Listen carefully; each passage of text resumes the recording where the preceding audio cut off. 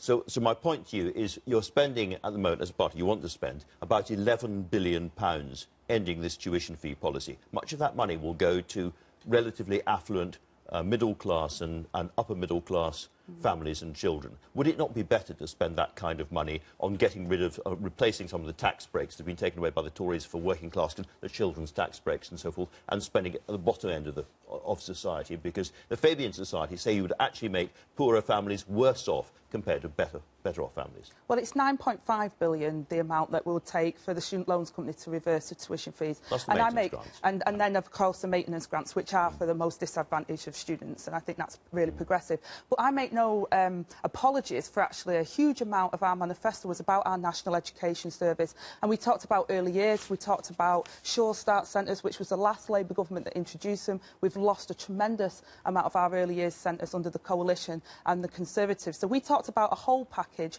arranged from the early years, cradle till grave, a National Education Service, which was about making sure that everyone has access to education. Because we know, Andrew, that that's how you make social progression. Absolutely that's how right. you ensure Absolutely that people can get on in life. But right at the end of the campaign, I think 7 days before polling, Jeremy Corbyn said that he wanted to think about wiping out the current student debt, which is a vast amount of money. It is. And he said that you are now going to be working on that policy.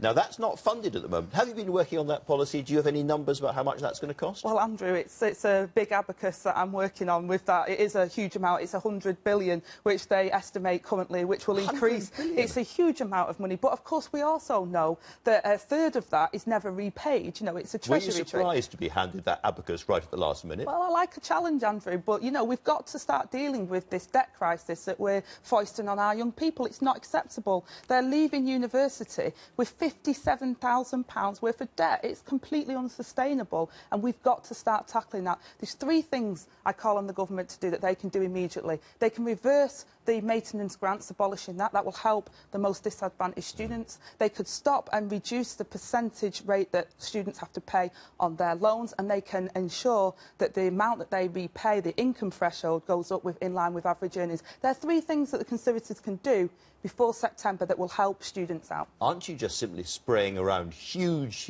spending promises too recklessly? I mean, another £100 billion on tuition fees right at the last minute. That's some sofa you have to find. Well, like you said, Jeremy said that that's an ambition. It's something that he'd like to do. It's something that we will not announce that we're doing unless we can afford to do that.